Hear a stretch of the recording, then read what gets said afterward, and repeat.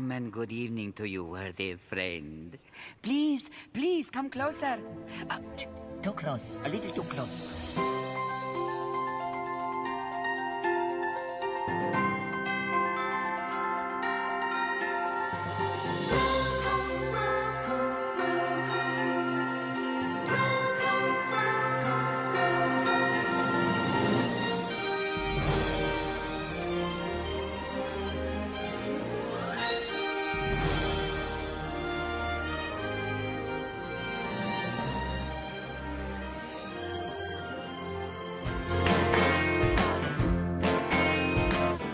Hello, good evening and welcome to another edition of the Disneybrit radio show.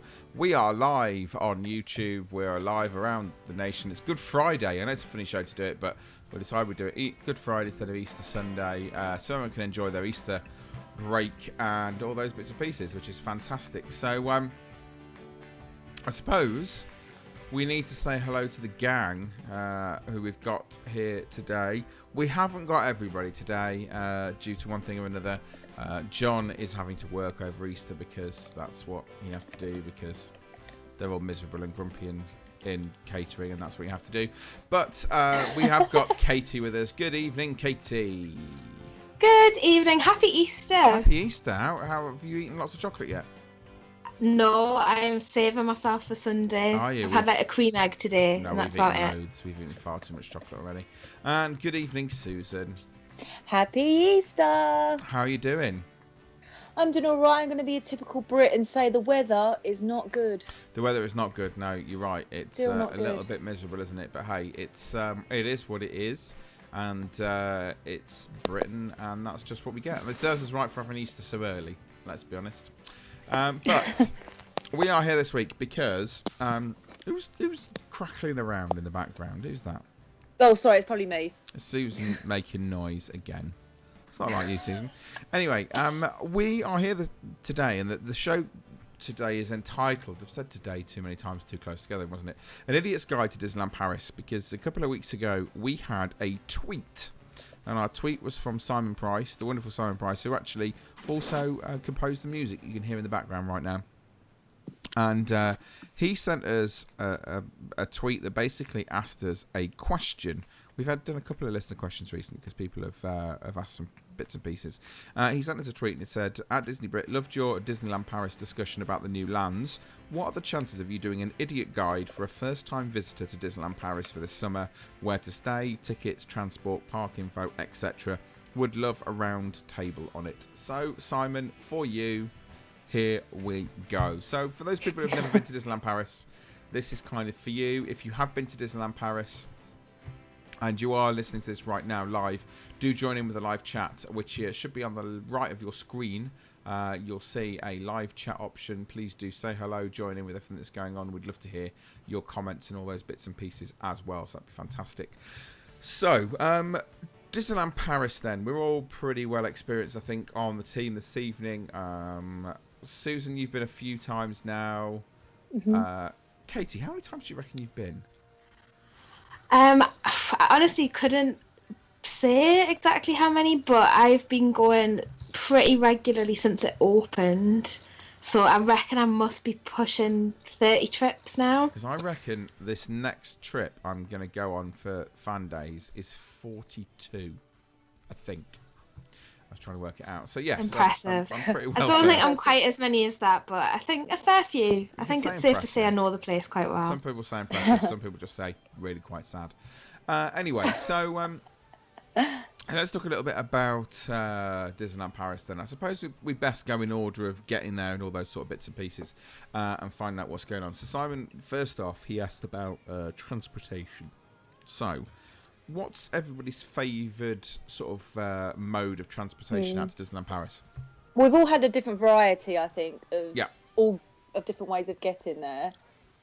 So, my favourite's definitely plane. So have you only flown, or have you done other journeys? I've Eurostarred it and plane. Right, okay. But you've carred it, haven't you? Yes, yeah, we've driven it a few times. I've also driven it as well. Now, Catherine, for you... Catherine, that's posh. Katie. Wow. Katie. That is my Sunday. I know, what's that all about? Where's getting told off Catherine here. Am I in trouble? Yes, you are. No, Katie, what's your... Oh, man. What's your preferred sort of travel? What do you It depends what kind of trip it is. The vast majority of my trips I fly, because obviously I live in Newcastle, so driving isn't that convenient for us because we have such a long way to drive before we even get to the ferry or the tunnel. Yeah. I have done it driving, and I think if I lived on the south coast, I 100% would drive there. That would be my preferred option every time because it's absolutely no problem whatsoever. But for me, living where I live, it has to be the plane. I have done Eurostar as well. Yes, okay. But I tagged that on to the end of a trip to London, so I was kind of already in London. I think Eurostar from home would be a bit trickier for me. I've done all three. Like I say, I think if you live south, then driving's actually a really good option for you to get from the port of Calais to Disneyland Paris is anywhere between 3.5 and 4 hours, I would think. So it's not difficult to do. You know, I've driven. So I live in Leicester, and I've driven from Disneyland Paris to Leicester in about 9 hours, including stopping for the ferry and all that sort of stuff. So it's not massively hard to do, but I suppose it depends how far up the country you live. You've got, Eurostar can take you anywhere from 2.5 to 3.5 hours, depending on which option you do. And then flying, obviously, the flight time itself is very, very minimal, but you've got to take your time including flying, getting to the airport, waiting, going through check-in, all that sort of stuff. So there are some different possibilities and different ways of doing it. So I think it's probably best that we look at each option individually and go from there. So let's start off with flying then. Where does everybody usually fly from when they go out? So I usually fly from Newcastle, because that's my local airport, but I have also done it flying from Glasgow, from Manchester, and most recently from Birmingham, which is when I stayed at your house before I went. That's right, yes. So so a few different ones, but usually Newcastle. Okay, fair enough. So usually Newcastle. I'm usually Luton I go from. I find Birmingham's way too expensive in comparison to Luton, but you can get an EasyJet from Luton. It's reasonably cheap. When we went from Birmingham this last trip, it was about half the price of flying from Newcastle. Oh wow, there you go. So I suppose for you, Newcastle is not a cheap option. No, I would say. And you fly from Luton usually, don't you, Susan? Oh, I'm quite lucky. I'm kind of central to everywhere. So any London, Luton, Gatwick, maybe even Stansted sometimes, and even Southend, mate. Southend, isn't it?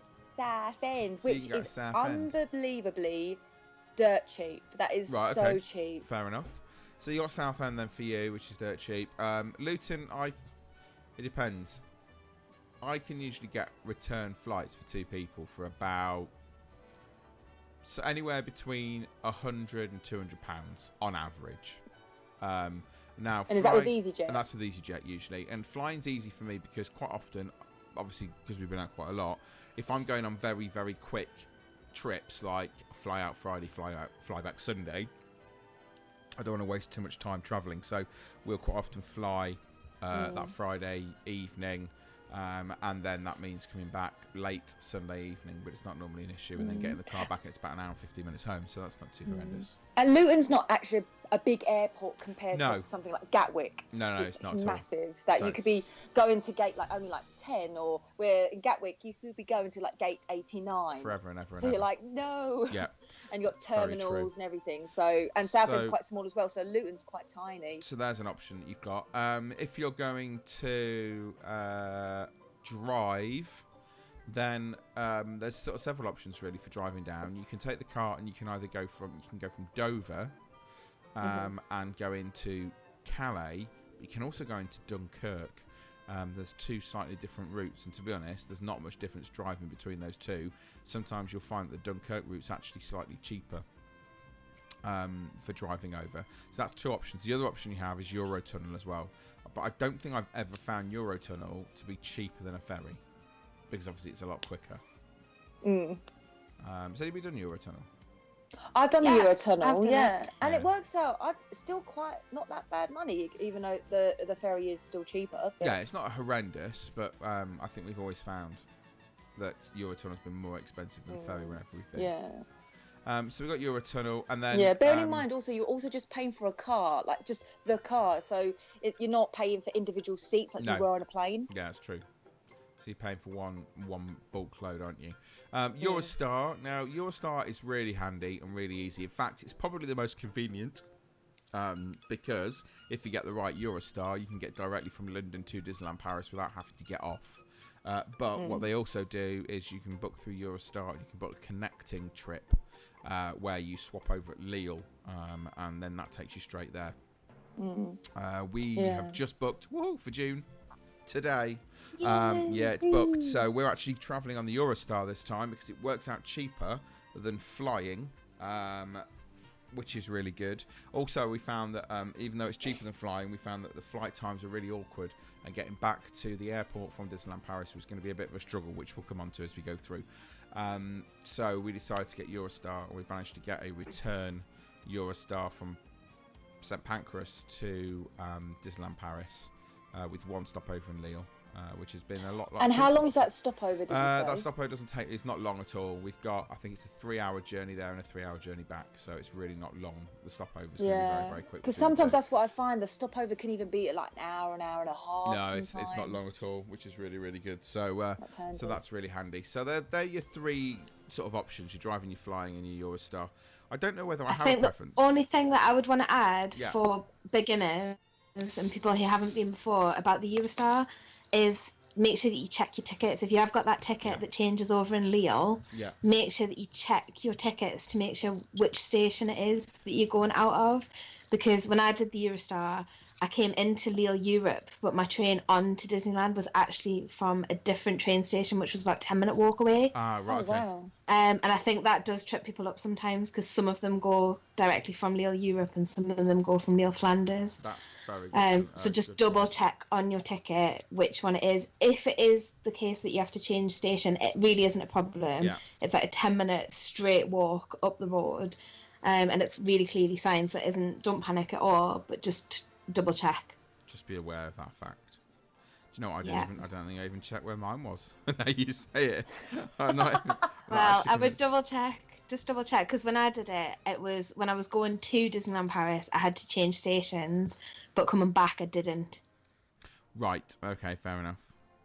So just double check. I will double check that, which is fine. I'll double check that as we go. So, which would be your preferred option then? Do you think, if you're gonna, you have to choose one, which one are you going for? For me, coming from here, absolutely flying is the easiest option. Yeah. Even though it's quite expensive. If I lived probably south of Birmingham, I probably would drive. Right.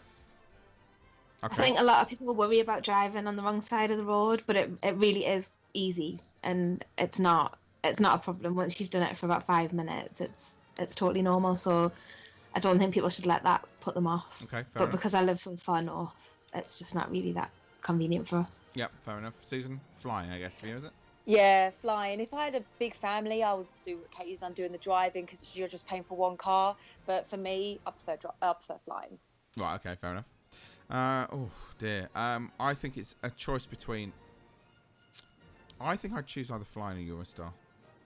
I just like. You've equally done both, haven't you? Yeah, I like the convenience of Eurostar, and the thing as well. And this is another thing for me. I can get a direct train from Leicester to St Pancras, so I could get on one train in order to get onto another train. So that's really convenient for me as well.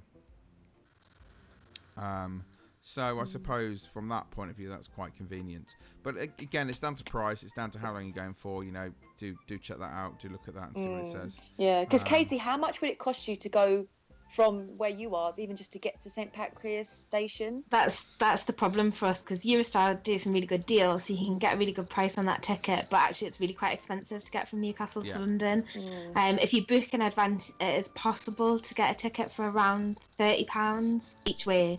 That's £60, but it's quite unusual to get those. It's usually more like 120, and it's a 3-hour train journey. So you're talking a 3-hour train journey to get to the Eurostar, wait an hour, a couple of hours for your check-in, then another 3-hour journey.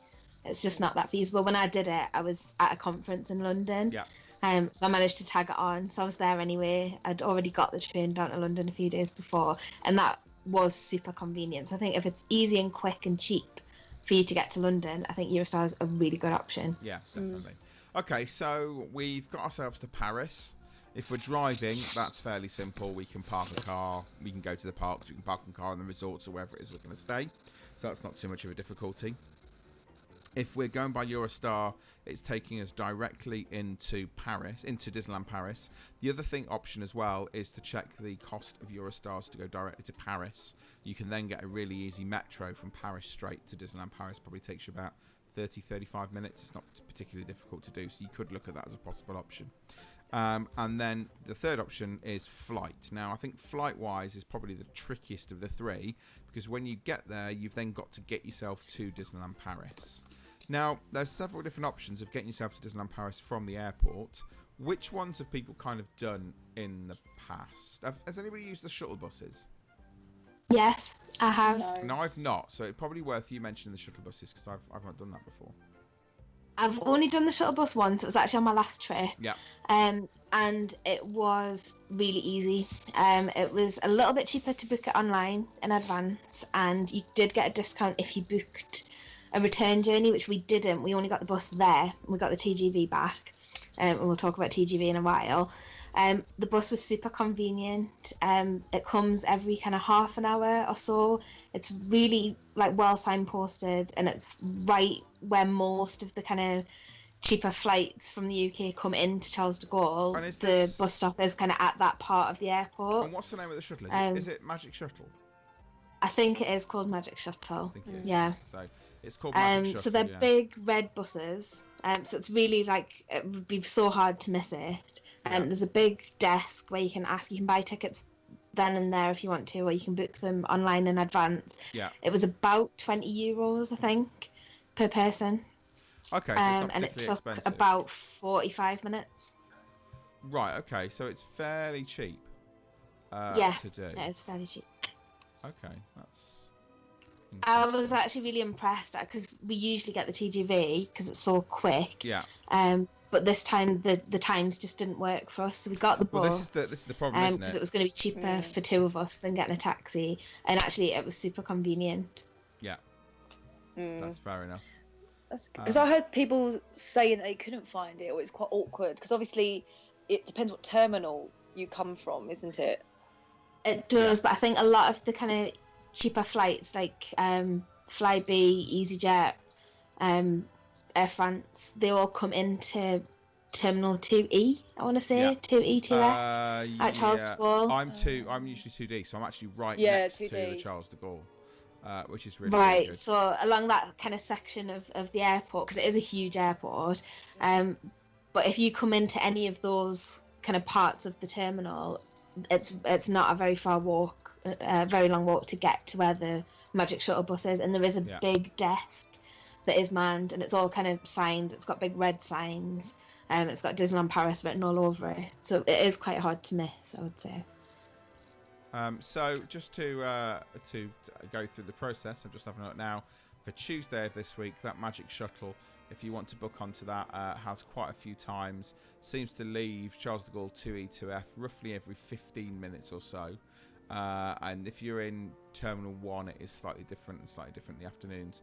But there is lots of availability there for you. Maybe struggle to get up for magic hours anyway. Yeah. And maybe struggle to get into the park that early. So for them, having breakfast.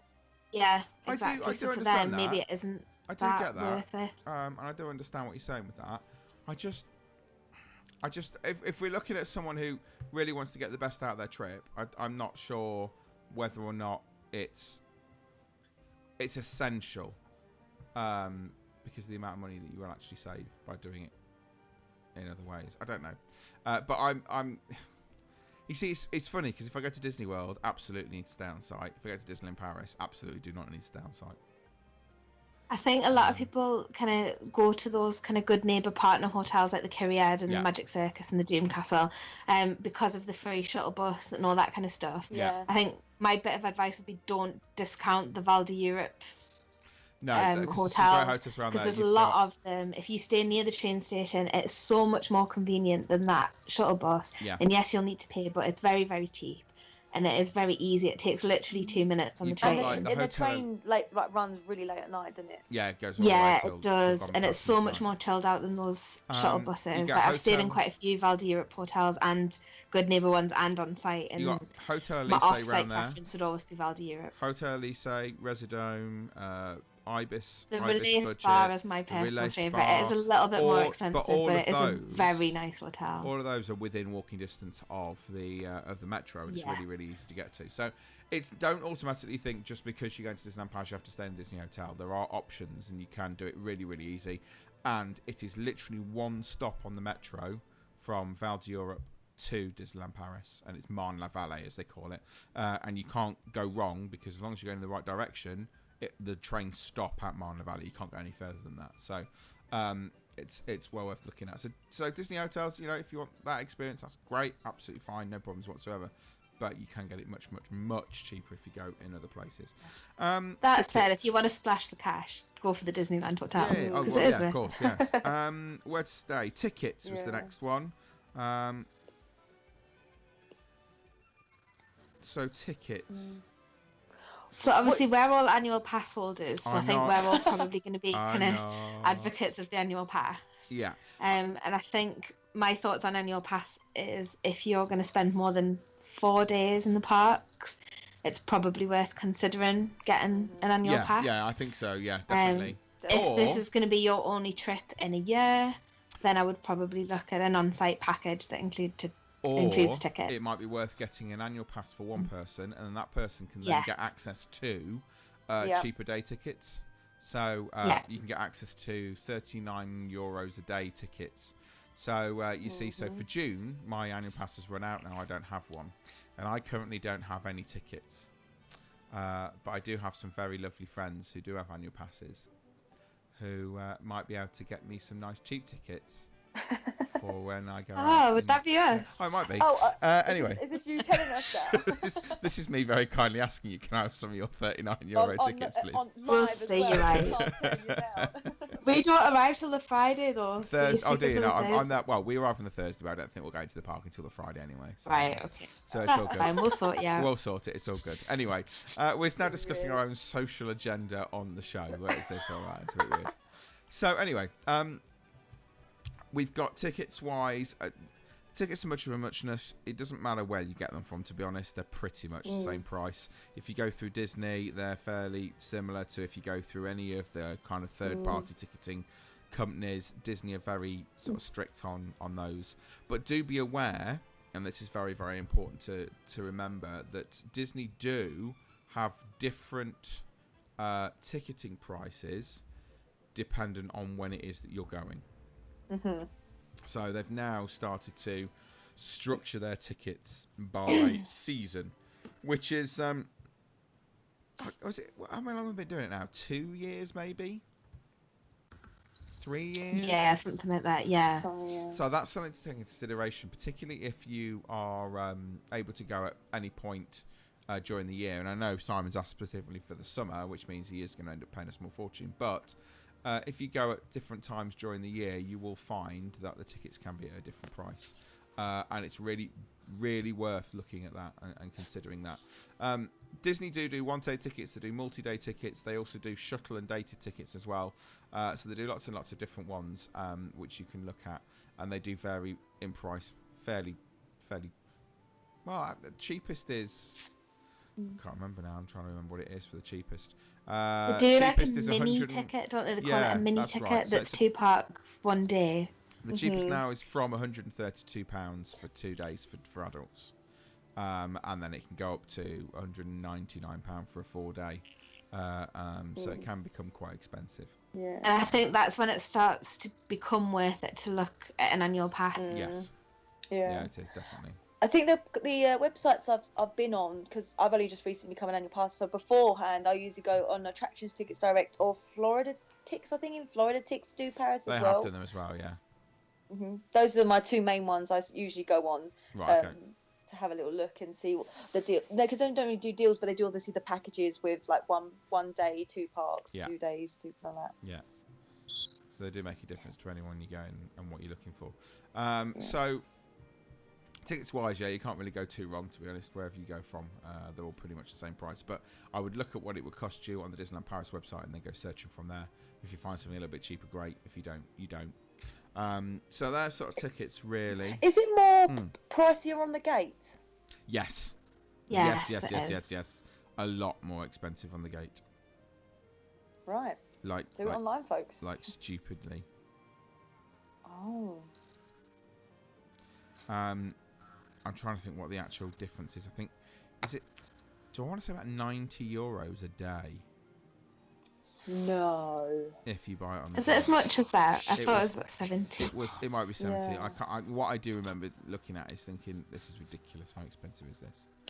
It is very expensive for a one-day ticket to buy on the gate, Yeah, and you've got a queue for it. Whereas if you buy it in advance, you're either going to have an actual ticket, which is the better option, or you're going to have a voucher, which you have to go and exchange for a proper ticket, which a lot of the online sellers do that, and that's not as convenient because you are going to have to go and queue to swap it for a real ticket. This is very true.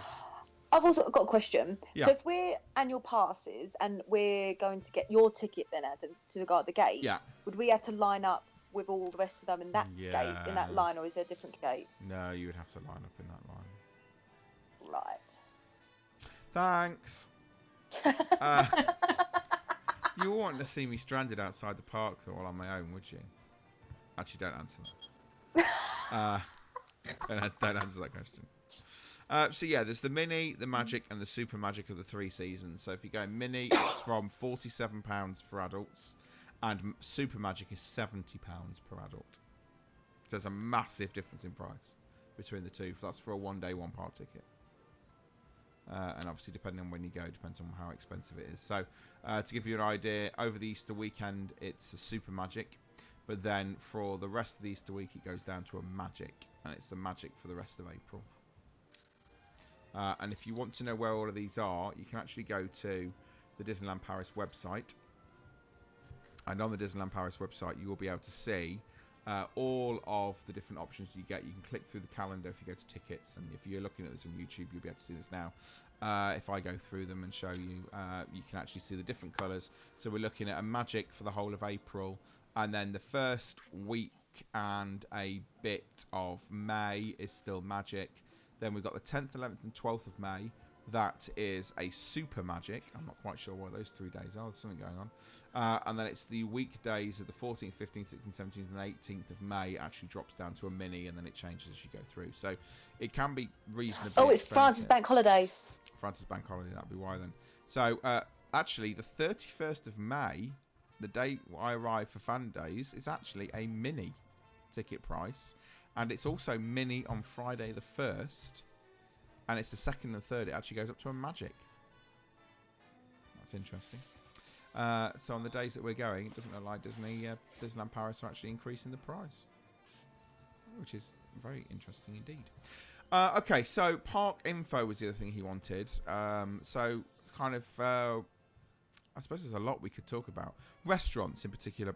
Let's just quickly go over some restaurants in the parks and the sort of restaurants that might be useful to someone going. So what are your go-to restaurants in the Disneyland park to start off with? Should we go Which one, counter Magic service Kingdom? first? Yeah, let's go counter service to first. start off with. So I have a handful of go-to kind of counter service restaurants that are the ones that I always recommend to people because they're the ones that I've found have the nicest stuff that I like. So I really like Chalet au Marionette. Right. They do a currywurst in there. I think I've spoken about this before. You have. Which is really good. It's basically a hot dog, but it comes in a pretzel bun with a kind of currywurst sauce on it. You get loads of chips with it. Yeah. And it's about €13, €14, something like that. And it's a big meal. So that is a favourite for me. I also love the Croque Monsieur from Market House Deli, which is on Main Street. That's a really good lunch, and if you're not that hungry, it is big enough to share. I also really like the pizzas from Bellinotte, and they serve the same pizzas in Colonel Hattie's. And again, those are big enough to share for a lunch for 2 adults if you're not absolutely starving. And Casey's. I usually have at least one cake. Okay, fair enough. I've got 3 completely different ones to you. I'm going Cafe Hyperion just because of the Star Wars link and all the Star Wars food in there, including the Yoda cupcake, are amazing. Fuente del Oro for me is a really good counter service. There's some really good Mexican food in there. And for the atmosphere and the entertainment and the food as well, Cowboy Cookout Barbecue for me is another go-to that I will quite regularly visit, which is really, really nice. Is there any we've not mentioned for you, Susan? I like the Hakuna Matata. Yeah, I like Hakuna Matata. Those Do little just interesting things there. If you don't fancy just your average burgers and chips, yeah, they do sort of something different there, which is really nice. It's a bit. So yeah. Yeah, they're not too bad. Although they're a little bit.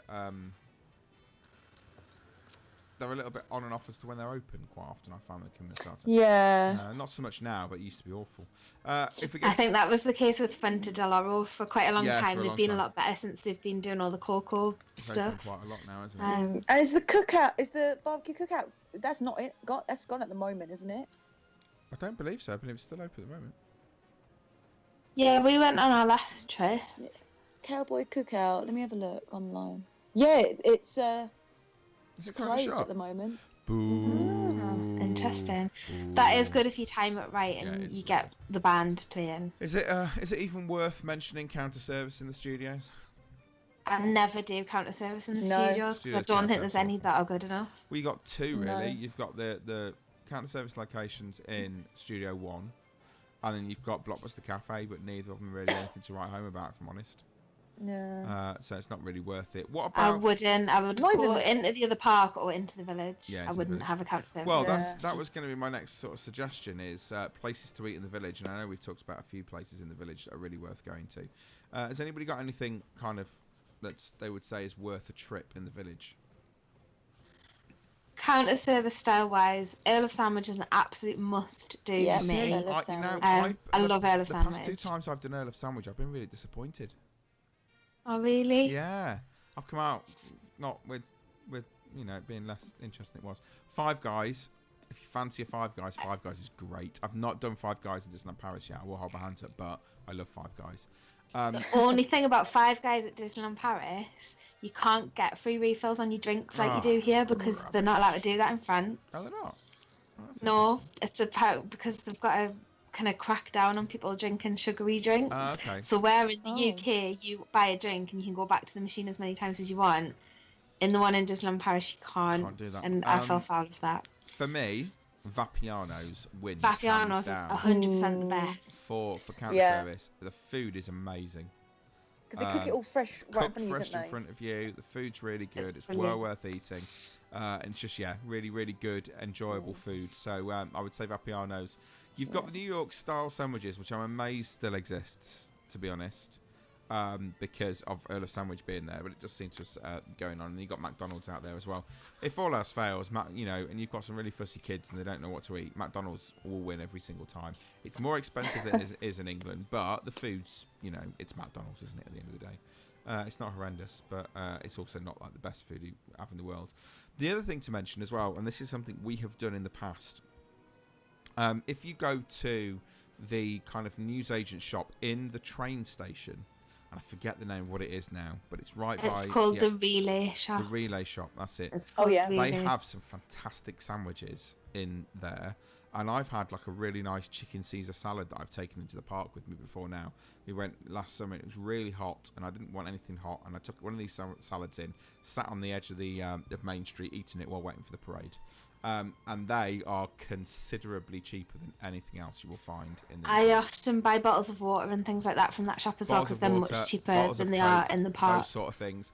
The other thing you can do as well, and I've done this in the past, I sound like such a cheapskate. If you're staying in Val d'Europe and you're not in a rush to get into the parks on a particular day, head into Val d'Europe. They have a massive supermarket called the Ocean, and it's got cakes and sandwiches and drinks and crisps, and it's like an attraction all by itself. It's a great supermarket. It is huge. Absolutely huge. But there's some really good places to eat in Val d'Europe as well. Yes, they've got quite a good selection of restaurants and they've got some fast food places places there as well. You've got loads of stuff in there. So they're kind of some of the ones. Let's just kind of nip over to table service, just in case anybody wants a bit of a sit-down menu or sit-down meal or something like that. Has anybody got anything sit-down table service-wise for Disneyland Park? Well, I know John would obviously recommend. Where did he go last time? Is it Auberge? Is it Auberge? I keep saying Auberge de Saint-Gelon, which is like, yeah, if John you would want, obviously recommend that. if you want to basically play with blood, do go there. It's so expensive. Like, you need to mortgage it. It's very expensive. It is a character dining though, and you get all of your princesses there. You've also got Plaza Gardens, which I really like Plaza I Gardens. actually, That's my top one. I actually really enjoyed my Plaza Gardens breakfast the last time I went. We went in early, had breakfast with the characters, and the good thing about it is, again, it wasn't cheap. Not in a long shot. I think we paid like £60 for two of us for breakfast or something like that. But do you know, for me, it felt like I was in Disney World a little bit. Which is because you felt like it feels a little bit Crystal Palace, but that was really good. Silver Spur Steakhouse I've eaten in a few times. They used to do. I keep talking about this. They did something called the Pony Express, which was a really good, guaranteed to be in and out in 45 minutes thing that they started doing, and it was really good. And then they stopped. I don't know. Waltz again, really nice, very expensive. Oh, yes, get yourself a table. Yeah, that's one of my picks. Get yourself a Definitely. table by the window just before the parade. You can watch the parade go past while you're having dinner.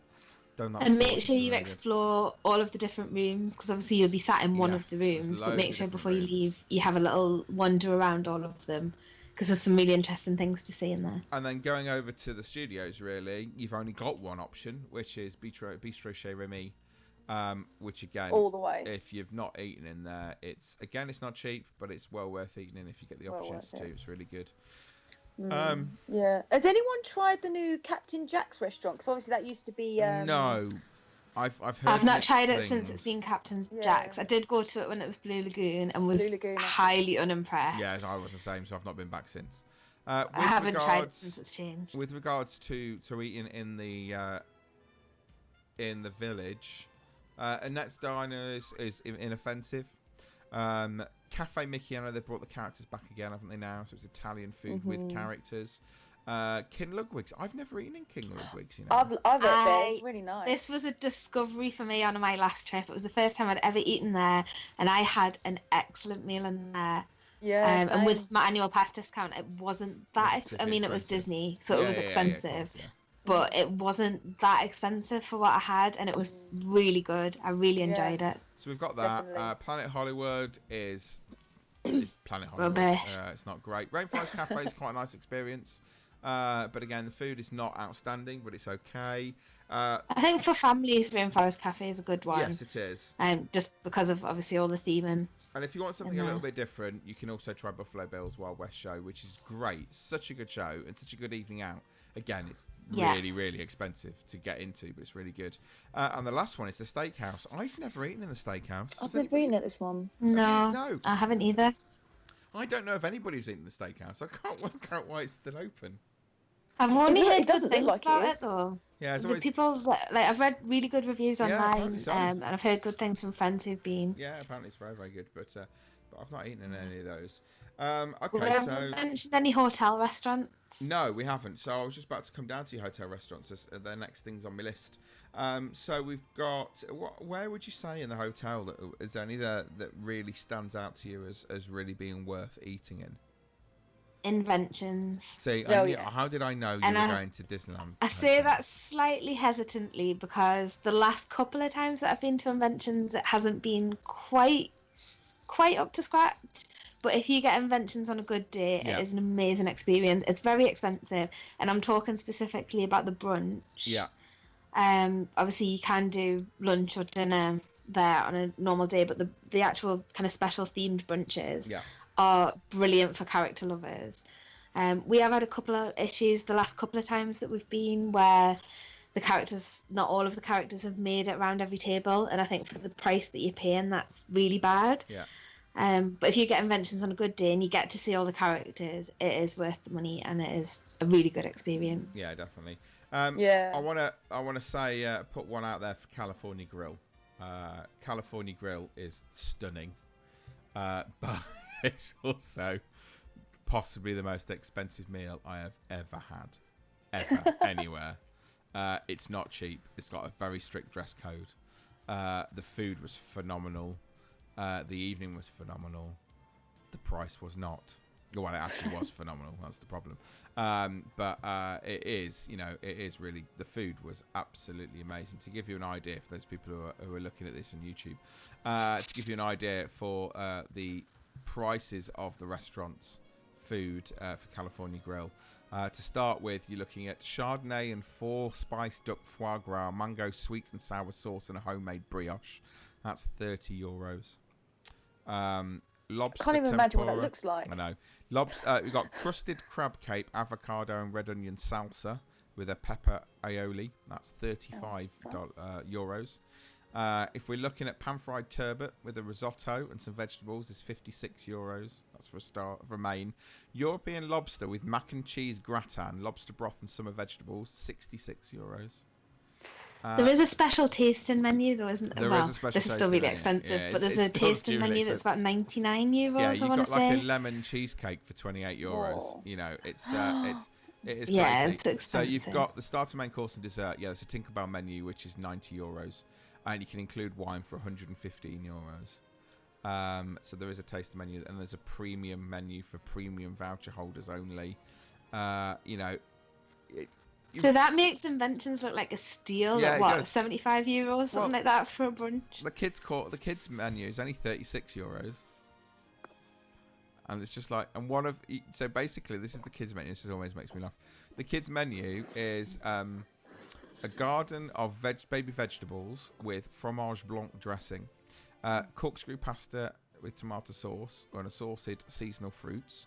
Or they can have vegetables with tomato soup and mini grilled cheddar cheese sandwich, and that's a choice of dessert, and that's €36. Yeah, I think that's crazy because the price of like a 3-course meal for 2 of us there, I could pretty much book another trip Yeah. for that. Tasting and menu. That just makes it not worth it. €130 for the tasting menu, just to give you an idea. It is crazily expensive, just how expensive all of that stuff is. I think I spent a couple of £100 on a meal there when I did it. That was a long time ago. Right, so there's menu choices. I don't think there's anything else, is there? Standout wise from resorts. I think the rest of the resort restaurants are kind of fairly standard. I remember having a really good Buffet-type buffet fare. at the Cheyenne. I don't know whether that was just by pure chance, but the buffet was really good. I know Newport Bay's got a. As in, they got a fish restaurant. They've got the Yacht Club, yeah, but it's again that's really expensive as well. But the Yacht Club is open at Newport Bay, yeah. Having never eaten in there, I can't really recommend it because I don't really know.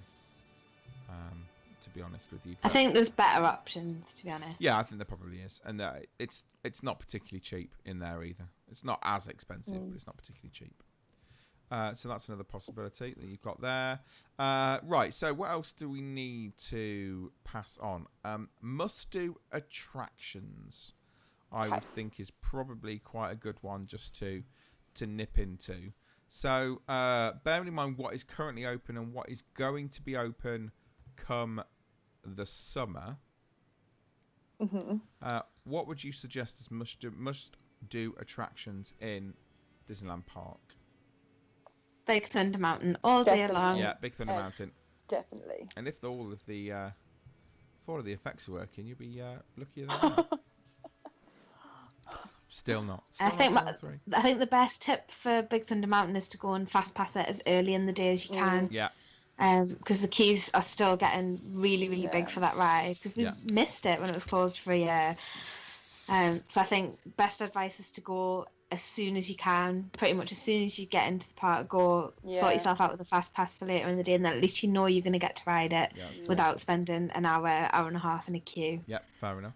I'm going to go Buzz Lightyear.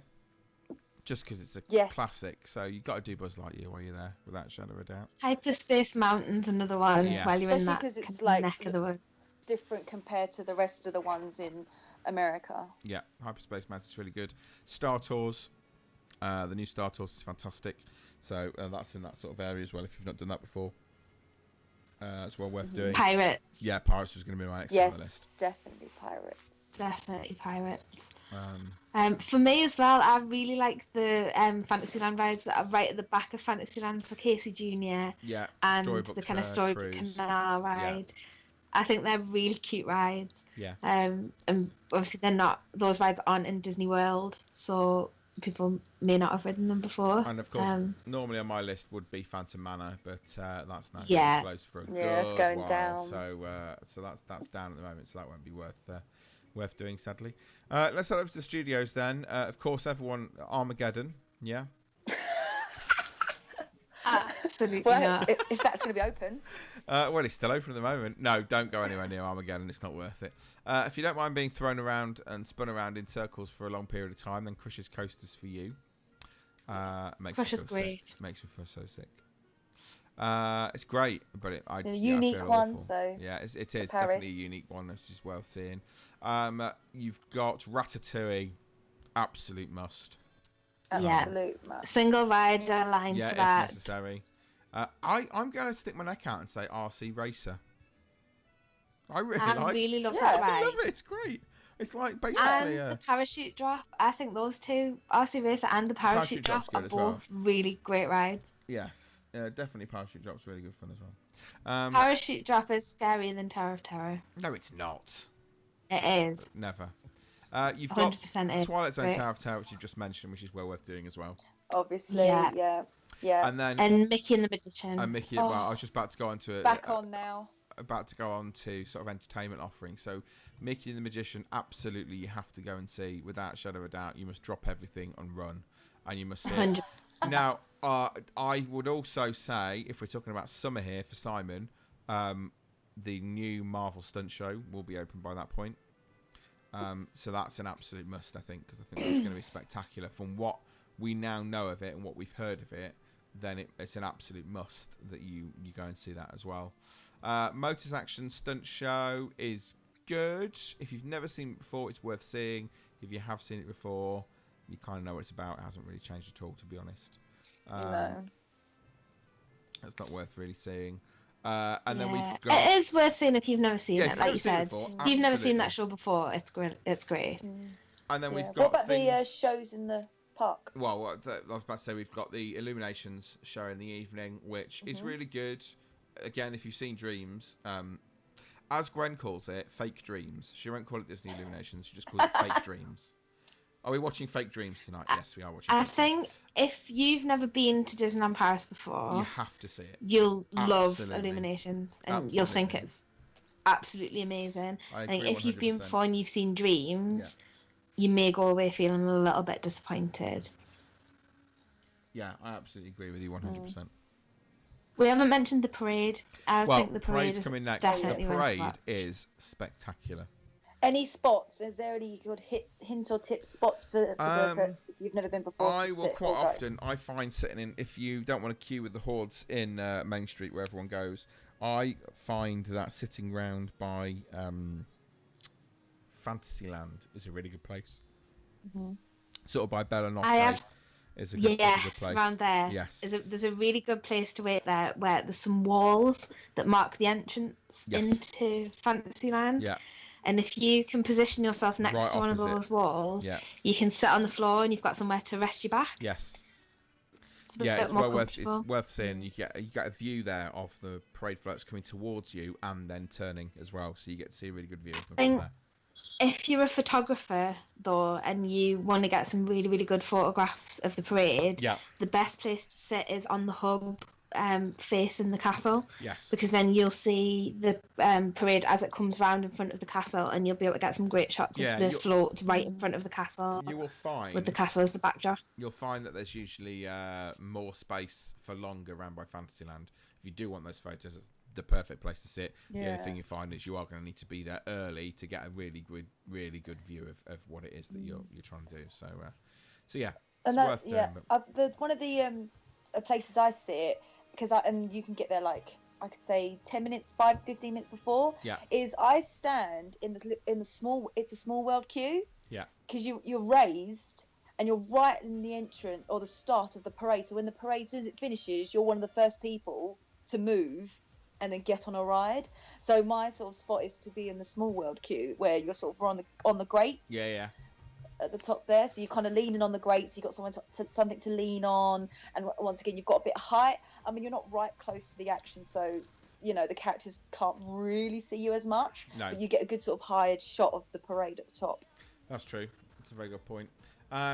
We need to look at some of the show and parade stuff. There's any other show stuff that we've missed. There's the 25th anniversary stuff, but come June, we don't know what's going to Is the princess waltzes and all that still going to be going? Katie, do you know the answer to that?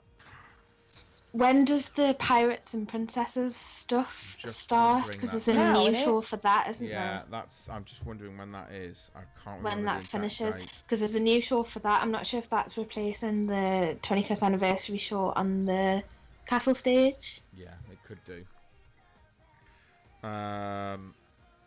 Let's have a look. 31st of March. 31st of March to the 31st of May. So, that means... Not sure what will be there in the summer. We'll be there for the last day of Pirates and Princesses. Yes! But not in the parks, you just said. But not in... No, I arrive on the 30th. Oh. 31st And we don't arrive till the next day. Ladies and gentlemen. Look at that. So we don't know what's going to exist beyond that at the moment. Whether they'll knock the 25th on the head at that point or not. Because that will go straight into Marvel Summer, won't it? It will, but isn't the majority of that stuff going to be over in the other park? Yeah. So they might bring back the 25th anniversary shows. I'm sure I read something the other day that said that the 25th anniversary was kind of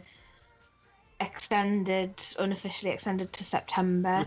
I don't know if that is rumours or... We don't know at the moment, do we? So with regards to shows and stuff like that, we don't know. We're 99.9% certain that the illuminations will still be on and the parade. Yeah. If the 25th anniversary castle stage show is on, go and see it because it's great. It is good. It's really good. Yeah. So yeah, I think that covers most things. Characters is one thing we haven't mentioned yet. People who want to go and visit and see characters. Characters are all over the place. The best way to find characters and know the characters you want to see is by getting the Showtimes guide you can get when you're in the parks.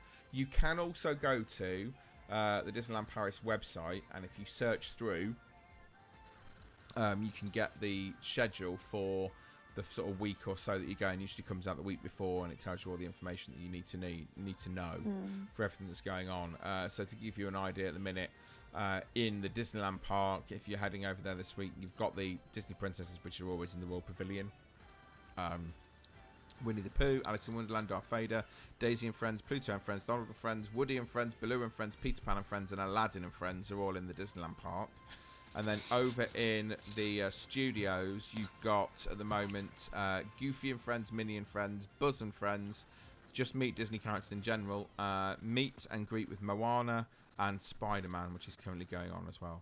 Now, I don't know whether that Spider-Man will be going on shouldn't think it'll be going on in the summer, will it? Because it comes through with the Marvel Spider-Man's superheroes, part so of it's the special likely packages. to be And I Captain don't think Moana's America. going to be in her spot. She might have gone by that point, changing? So And do keep your eyes open as well, because I know this week the Buzz and Friends meet and greet in the studios was The Incredibles. yes, Because I saw a lot of chat on Twitter about, Buzz and The Incredibles friends. And it was like, of course they're friends. Why would they not be friends? They're all Pixar friends. But yeah, just keep your eyes open because you might spot people who aren't on the schedule at all. No. And this can be done on the app as well. Can't you also find these on the app? Yes, you can find these on the app, so you they're all can. there. But they do manage to pick up a program guide, do pick up a park map when you arrive. You know.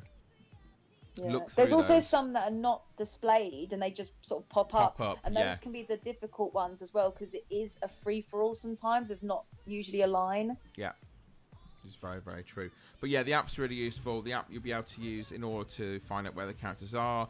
You can also use it in order to find out what wait times are. Sadly, I don't think the wait time section of the app is particularly reliable.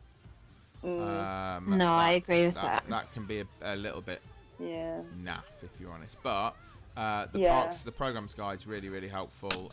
So the one I've got here is for the 31st of March, and it goes through to the 6th of April.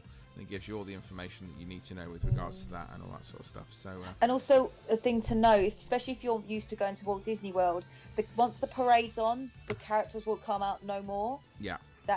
So it will stop about 3 that they'll stop. So that's also a good thing to know, because obviously when I first went there last year, I completely forgot that, because I'm used to Walt Disney World that they're going to be going on even till extra magic hours. So when it got to like parade ended, I was like, oh, they're not there anymore. So it's sort of a good thing to remember that once parade's on, characters have stopped. Yeah, characters stop coming out. But you'll also sometimes find that the queues for attractions will dip at that particular point as well. So there you go. I think that pretty much covers everything we need to talk to with regards to this, does it not?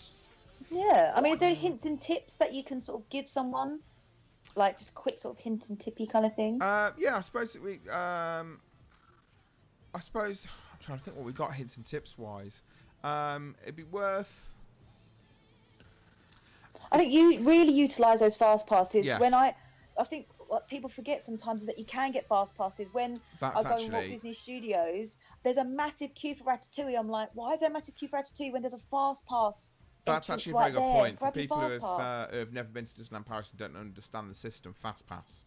I think we take it for granted, don't we? Everybody knows what Fast Pass is, and the truth is they don't. Good point.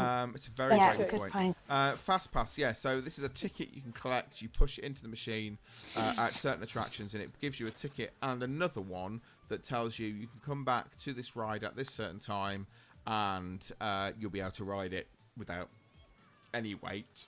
Or, the important one, a reduced wait time, particularly for something like Big Thunder. You can get one which is for your wait time. If your wait time is less than 2 hours, you can get one as soon as it's up. If your wait time is longer than 2 hours, you can then get another fast pass after the 2 hours of getting the last one, if that makes sense. Do get them though. If you see there's a massive queue for an attraction, you know there's fast pass available. You'll see a little F on the map. It's well worth using fast pass. If you've it is free for everyone. It's totally free. You don't have to pay extra for it. And if you have been to Disney World but haven't been to Disneyland Paris, the systems are totally different. So if you've been to Disney World and you've used the app, that's how it works there. But in Disneyland Paris, it is still the old system of tickets. I think that covers most stuff with regards to bits and pieces. Anything anybody sort of wants to mention? Katie, I know you just mentioned something to do with like snacks. Yes, I think this is a really common question, isn't it? Because Disney World in particular has this really big kind of snack culture. Yeah. And Disneyland, I guess, to a certain extent, which I think Disneyland Paris has less of. Much less. But I think there are a few things, like over the last few years, that Disneyland Paris have started to up their game a little bit, maybe. So there are a few kind of signature snacks, I guess. Yeah, a few little bits and pieces. So there's a few things like the kind of famous pineapple whip, which will definitely be available over the summer. Yeah, I think which so. I really like the pineapple whip. I actually quite like it is not a door whip, no, but it is very good. By it the slightest. But the machine tends to break down a lot. It does seem to, yeah. This is true. It does. But if you can get a pineapple whip, do get one. They're available in Adventureland next to the Aladdin Jafar meet and greet. And it's basically vanilla soft serve ice cream with pineapple juice and pineapple syrup in it. It's super refreshing. Yoda's really cupcake. Nice. I keep mentioning Yoda's cupcake. I'll keep saying Yoda's cupcake. You have to try Yoda's cupcake. It's amazing. That's a good one. But hopefully that kind of covers most things. And I'm sure if anybody's got any questions, they can, of course, send them to us. If you want to add your own comments or suggestions or anything like that, or you have a question for us, anything at all, you can send us an email, radio@disneybrit.com. You can also send us a tweet like Simon did at Disneybrit. And you can also go to facebook.com/Disneybrit podcast. And there you'll be able to send us a message. And in fact, the last question we answered was from there as well. So we do monitor all of those different channels, as well as our Instagram, which is at Disneybrit. So you can go and look at those as well. So we have loads and loads of opportunities for people to come and contact us and find out what's going on. If you go over to Disneybrit.com, you'll be able to find all of the past shows that we've done as well. And generally, I think, we've we're lovely people. You can get in contact whenever you want to. But we do apologise for being away for a little while. We had issues with people being ill or being away, or things that couldn't happen here, there and everywhere. And it all got a little bit manic. But obviously we'll get back again this week, and we'll be back again in 2 weeks' time. We're back on the Sunday in 2 weeks' time for that particular show as well, where hopefully Gareth will no longer have flu. John will no longer have to work because it's Easter, and we'll all be back and having a lovely time, and all getting very excited over the fact that we're all going out to Disneyland Paris for fan days, which is going to be amazing. But we will be back in 2 weeks' time, I believe. Yes, something like that. So we will see you in 2 weeks. Have a fantastic Easter, everybody. Have a wonderful time. Have a lovely summer, Easter holidays if you're off for Easter. And we will see you in 2 weeks. So until then, we'll see ya.